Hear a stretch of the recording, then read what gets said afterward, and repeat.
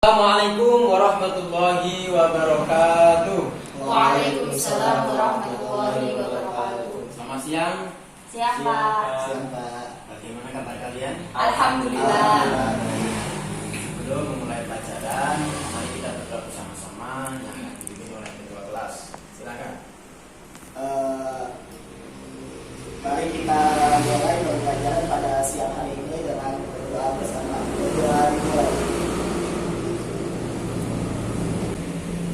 Berdoa selesai. Oke, semoga dengan bacaan doa kegiatan pembelajaran pada siang hari ini bisa bermanfaat bagi kita semua. Allahumma amin ya rabbal alamin. Sebelum memasuki kepada materi pelajaran di siang ini, Bapak akan mengabsen ya siapa yang hadir dan siapa yang tidak. Muhammad Murtado, Hadir. Ayu Agustin, Gaib. Susmita, Hadir. Akila, Baik. Arif Setiawan, Hadir. Sulaifa Afifah. Gaib. Oke. Masih semangat ya? Semangat. Oke, pada kesempatan kali ini kita akan belajar mengenai pengurusan jenazah.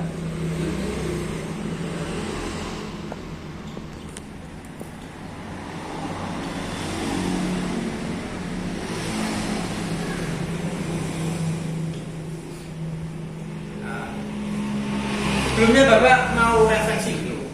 Apa yang kamu ketahui tentang pengurusan jenazah? Apa saja nih? Coba dari Murtado. Biasanya apa saja? Kain kafan. Bapak. Orang yang memandikan. Memandikan, Mensolati. mensolati, ya. Jadi biasanya dalam pengurusan jenazah itu ada memandikan, kemudian mengkafani, menyolati dan mengukur. Nah itu prosesnya dari pengurusan jenazah. Oke. Untuk yang pertama adalah yaitu proses memandikan. Tapi sebelum kepada proses memandikan, saya tanya dulu, bagaimanakah hukumnya mengurusi jenazah? Susmita, tahu enggak Susmita? Hukumnya apa? Enggak tahu. Alif, Wajib ya. wajib apa? Wajibnya Fardu. fardu, Fardu kifayah. fardu kifayah. fardu kifayah. Fardu kifayah. Bagus, fardu kifayah ya. Ya. Fardu kifayah itu apa, Murtado? Fardu kifayah itu apabila ada Yang mengerjakan sebagian sebagian ahli sudah menggugurkan mengerjakan yang lain ya. Ya. Itu fardu Kifayah. kifayah. Kalau fardu ain itu fardu untuk individu ya. Setiap individu. Dari pengurusan jenazah ini yang pertama ada prosesi memandikan. Jadi mayat yang sudah mati ya, jenazah yang baru meninggal ini harus dimandikan.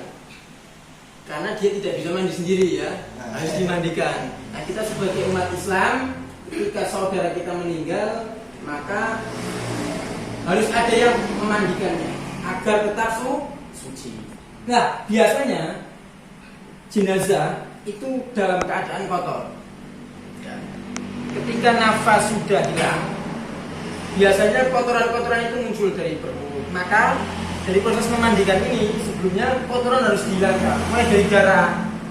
Sebelumnya biasanya wajah itu mulutnya itu menganga, terbuka, karena itu di matanya biasanya terbelalak. Ini harus ditutup. Sendi-sendi semua itu kaku, harus diluruskan, tangannya harus sesuai dengan tempatnya. Nah, prosesi memandikan ini alangkah baiknya dilakukan oleh orang yang mahram ya. Kalau laki-laki berarti laki-laki, perempuan. Kalaupun memang tidak ada mahram di situ, maka boleh orang yang dekat dengan dia.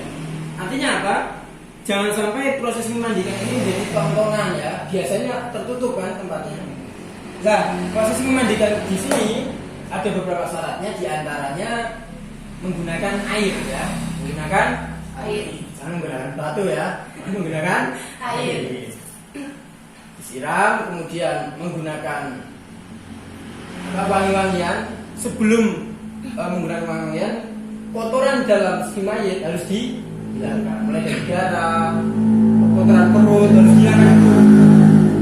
Nah, karena memang sudah tidak bisa bernafas lagi, oleh karena itu di dalam perutnya ada gas gitu loh. Makanya semua lubang itu biasanya ditutupi, ya enggak? Iya. Nah, ini proses memandikan.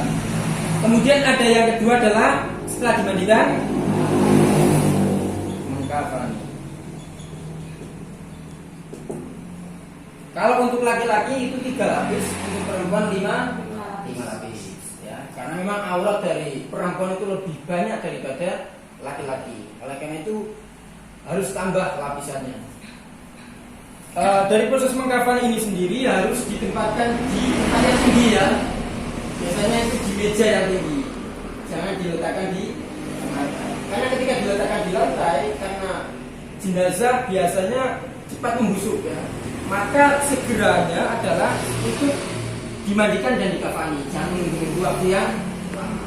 Biasanya di tempat tinggi, tapi jangan di lemari ya. Di tempat tinggi, balai-balai atau meja biasanya seperti itu. Mengkafani. Kemudian yang ketiga ada apa? Biasanya setelah dikafani menyolati ya. Setelah dikafani adalah disolati. Nah, dari proses menyolati ini, sholatnya juga khusus ya. Tidak seperti sholat biasanya. Nggak ada ruku, nggak ada sujud. Jangan sampai ada ruku, ada sujudnya ya. Nah, takbirnya ada berapa?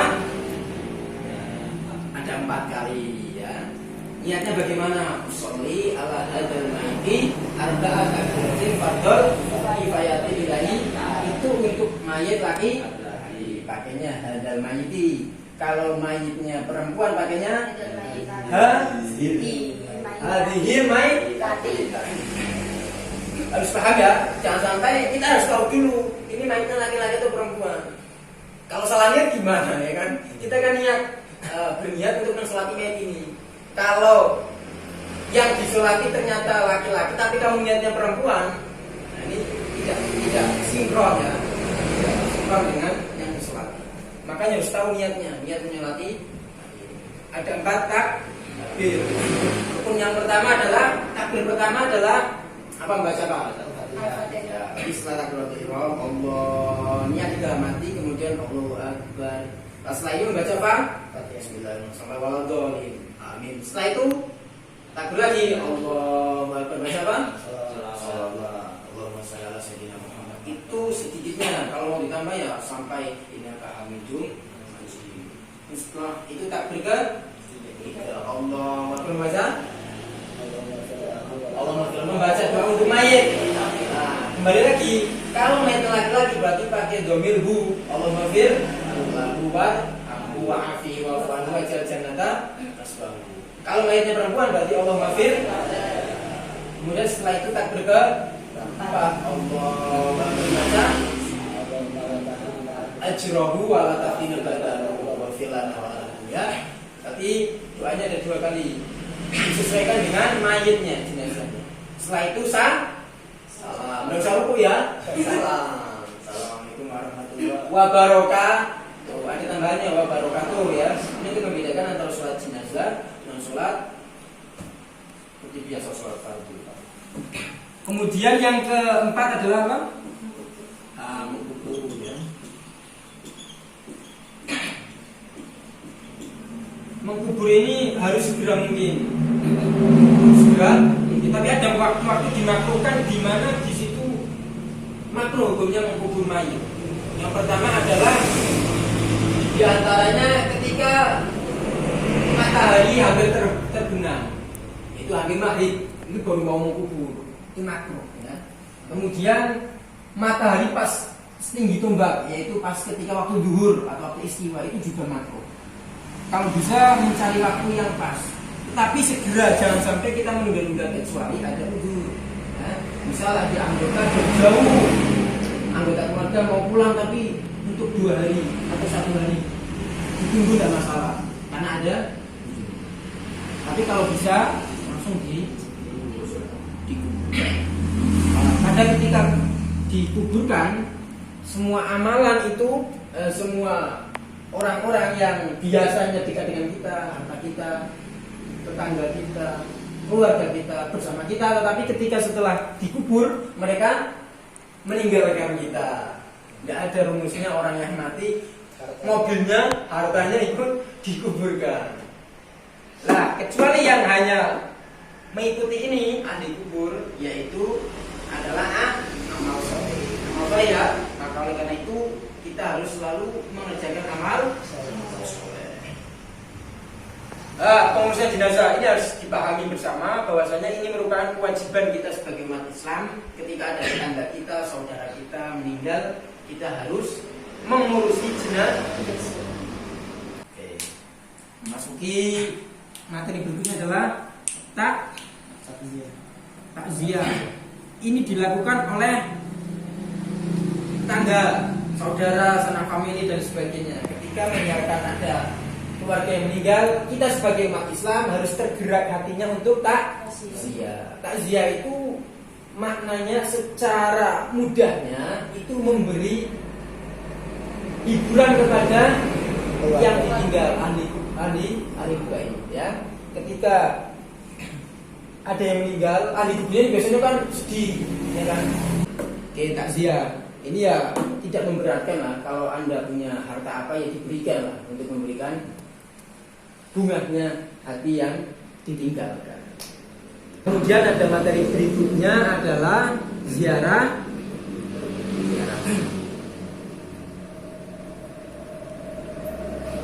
Ziarah kubur ini dewasa ini sering disalahpahami, disalahartikan, dibid'ah-bid'ahkan, bahkan dikafir-kafirkan orang yang melakukan ziarah kubur. Padahal ziarah kubur itu tujuannya apa? Ingat mati, itu saja sebenarnya. Ingat bahwa orang yang meninggal di kuburan, pada akhirnya kita akan menyusul mereka, ya enggak? Kematian itu perkara yang hak, perkara yang pasti.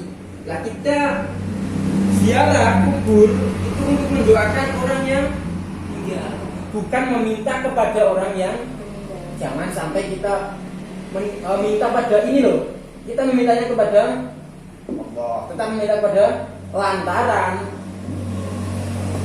Untuk tingkatan orang-orang yang sudah makomnya tinggi seperti para kiai, para wali, kita mendoakan beliau supaya beliau juga mendoakan kepada kita. Beliau mendoakan kepada kita. Karena logisnya seperti ini. Ketika di daerah saya ada jalan rusak, ketika saya mengirim proposal kepada kabupaten, provinsi, apakah langsung di ACC? Belum tentu. Tetapi karena saya punya orang dalam, nah ini, atau tetangga saya memang bekerja di situ, ini lebih mudah, ya kan? Nah itu di ACC. Karena kita sebagai orang awam banyak dosa, sering maksiat, berdoa kadang di jabatan kita, ya kan? Nah kita mendoakan orang yang dekat dengan Tuhan. Nah ketika kita mendoakan orang yang dekat dengan Tuhan, secara otomatis beliau juga mendoakan kita. Nah seperti itu. Dan ziarah kubur itu memang dulu Nabi Muhammad SAW pernah melarang. Tapi tujuan pelarangan dulu karena mereka itu wawasan keilmuan agama itu belum benar, belum matang, sehingga mereka ke kuburan itu meminta kepada orang yang dikubur ini salah, ini syirik. Nah kemudian setelah Islam berkembang pesat, ya, orang-orang sudah paham, kemudian Rasulullah SAW menghapus, ya, ini namanya nasakh mansukh, menghapus hukum yang awal, yang awalnya dilarang kemudian diperbolehkan, karena dengan tujuan menziarah kepada orang yang sudah meninggal itu dapat mengingatkan kepada kematian, bisa mengambil ibrah hikmah dari ziarah. Oke, yang dapat Bapak sampaikan. semoga bisa menjadi bahan renungan untuk kita semua, bisa diamalkan ya. Materi bukan hanya materi, tapi materi untuk diamal. Ilmu bukan untuk ilmu, tapi ilmu untuk di. Ya, yang Bapak sampaikan semoga bisa bermanfaat ya. Bapak mohon maaf bila banyak kesalahan. Wallahul muwaffiq ila aqwamit thoriq. Wassalamualaikum warahmatullahi wabarakatuh.